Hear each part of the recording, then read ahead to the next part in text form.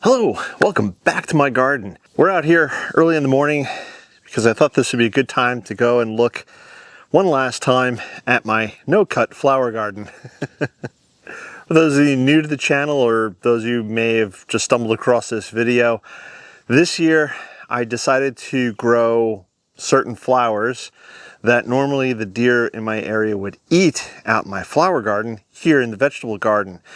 And the way I have it laid out looks like a cut flower garden, and I did sort of lay it out purposely in that sort of cut flower garden style, but not to make it a cut flower garden. I just wanted to grow the flowers I wanted to grow without having the deer eat them. Obviously, I can come through, cut flowers, and take them into the house, but I haven't done that at all this year. I do enjoy coming out here to the garden and just looking at the flowers and watching all the pollinators do their work on the flowers. It's always fascinating to me, the various butterflies, moths, bees, and like I said, it's early in the morning. I haven't had my second cup of coffee yet. So let's take a look and see how the garden is held up and some of the lessons I've learned this year.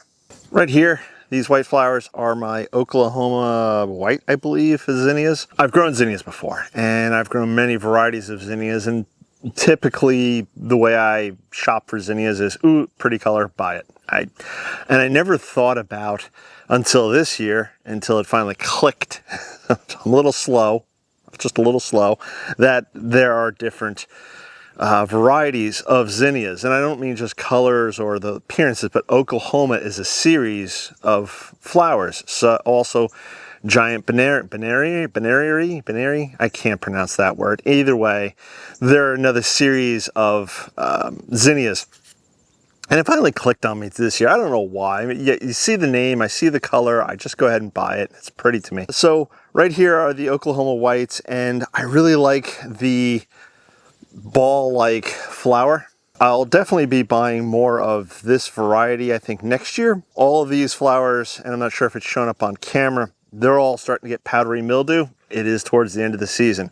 These will probably last easily the next month. They're just going to start looking rattier and more tired as obviously the time goes on, and then I'll start to clear these out. But for now, they're looking all right. And actually, it just went through yesterday. I did some deadheading, but I'm already looking at it and going, well, I could probably deadhead that and that and that. Over here, I have a variety I can't think of the name of, but it doesn't look like the package.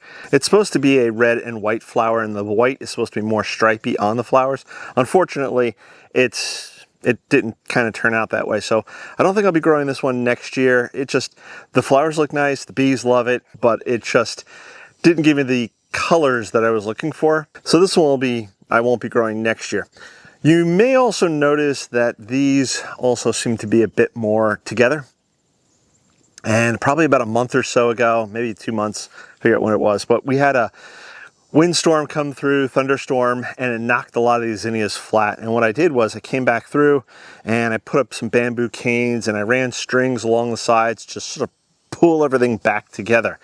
I also did a lot of hard pruning on some of these, so there are some gaps in here where there were once plants. One of the lessons I learned this year that because I'm going to do this next year. I do like this. I do like the way it turned out, and I love the colors, and I love seeing that out when I look out the windows from my office. It's just wonderful. But one of the things I will definitely do next year is and I thought about doing it this year, but I got lazy. So but I'll do it next year, is I will build sort of fencing around the bed, and that's not to keep the dog out. That's just to keep the plants together. Otherwise, they tend to get very floppy on me. But I'm thinking if I just do some bamboo stakes, 2 on the ends, 2 in the middle, and then some horizontal pieces, maybe 2 rows, 1 lower, 1 higher. Again, just to create a little bit of a fencing there. It will help keep the zinnias in line, in check, so I can walk up and down the rows. Right back here, I have I think this is coral. I'm not sure if I'm going to grow it again next year. There's so many different varieties of zinnias out there and different colors, and I think maybe I want to try something different. Right in front is, I believe, Baneri's giant white. I did have like most of these, if not all of these, labeled at some point. I just don't see a lot of the labels. I might have started pulling them up already. This one, again, very nice, but if I was going to do it again, I would plant it further away from the Oklahoma white, just to sort of break up the view. In the back behind me here, I have my first go-round of sunflowers. There's different varieties like Mongolian Giant, and there's another variety. Let's see what that tag says, Kong. They grew, they were wonderful, but they are obviously done. And I'll start cutting them back. Right in the front here, the orange zinnias. I believe it's Benares Orange. Do love that. I will definitely grow that again next year. I love the height of the Benares. I'm not even sure if I'm pronouncing that correctly. Giant zinnias. They'll definitely be growing next year. Behind them is the yellow, I believe.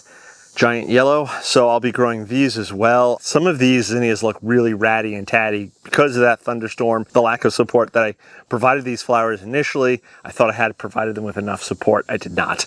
So next year I'll do a better job and hopefully they'll be looking in better shape, but they're still performing. They're still going, which I also do find extremely fascinating. Even though many of these plants are starting to get powdery mildew, they're just going. They're still going. I think it's one of the things I really enjoy about zinnias, that despite they're tired, despite they're failing, despite they're going over, they're just still throwing up flowers. It's just, I don't care, I'm just gonna keep going. That's like their attitude. Another flower that I will not be growing again. I tried it, I don't like it. I don't hate it, it's just, it doesn't appeal to me. So if I have any seeds left over, which I don't think I do, but if I did, I will be giving them away. But Italian white sunflower, I believe it's called, or Italian wedding, one of the two. Let's see, oh, there's a tag down here, Italian white sunflower. It is producing flowers, it keeps producing flowers, and it is neat, but it's a little floppy, as you can see, and it just doesn't appeal to me. So that's a variety I won't be doing next year. So this right here is lavender. I just have it marked as lavender, but I think it's a Benares Giant lavender. I do enjoy the light, I do like the light pinkish color, so that's probably gonna be another one that I'll put back in here next year. Right in front of them, I think it's in camera shot here, hope it's in camera shot, I believe this is red, Benares red maybe. Again, the colors are inconsistent and I'm not sure why. Not a big fan of it at the moment, so this one's on the fence as well. But either way, with some of these varieties coming out and some of the lessons I've learned this year, such as maybe building up a fence structure to help better support the plants, then I think next year I'll have some of these that we've seen today back in here, and I think they're also gonna be in much better shape than they are this year. So lessons learned, but we're not done yet. There's still some more plants to look at here in the no-cut flower garden. Taking its sweet time growing, but it looks like it's about ready to start putting on flowers, is a plant that I tried growing last year, didn't work out, and this year it seems to be working out quite well. Hopefully it will give me quite a bit of enjoyment right until the first frost. And this is yellow Tithonia, or Mexican sunflower. I have a regular Mexican sunflower, which was a volunteer that grew from seeds that had fallen from the previous year in the front, and we'll see that in a second. But as I mentioned a second ago, I've tried growing the yellow before with little to no luck. So this year is the first one that is growing. And like I said, it looks like it's starting to put on some flowers. So hopefully that'll be something to enjoy right on through till the frost. And if it does start putting on flowers and it's looking really good, then I'll definitely be showing you guys this at some point in time. Right here in front of me, Black-Eyed Susans. Grew them here this year, and I think there's 2 or 3 plants here in this mess. And they've just been doing what they're supposed to be doing. Flowering. I can come through and remove many of these deadheads. I may even collect some of these seeds soon, but they're just looking fabulous. Now, it is a perennial, so they will be staying here in the ground over the winter, and they'll come back here next year. I may dig them up at some point, maybe next spring, and divide them maybe, or just leave them here and let them grow into a big, thick clump. We'll have to see how that goes, but they are looking fantastic. Just in front of it, and I think it's still in screenshot here, you could see a coneflower. This is your typical purple coneflower. I have several of them growing, And this one, for whatever reason, this has happened to me before, is a lighter purple than the others. They're growing them in here, and I'm very happy that they're growing. They're flowering. The bees love them. This is what I wanted. I just wanted to grow plants and flowers that deer won't eat. So they're growing here in a protected environment, and I'm going to talk more about that as well in a minute.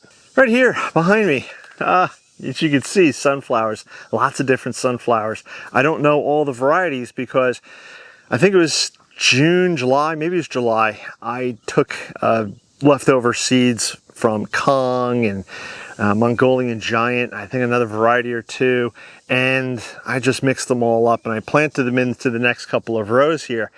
And I didn't try to space them out. I didn't try to really thin them, and this is the result. And this is pretty awesome.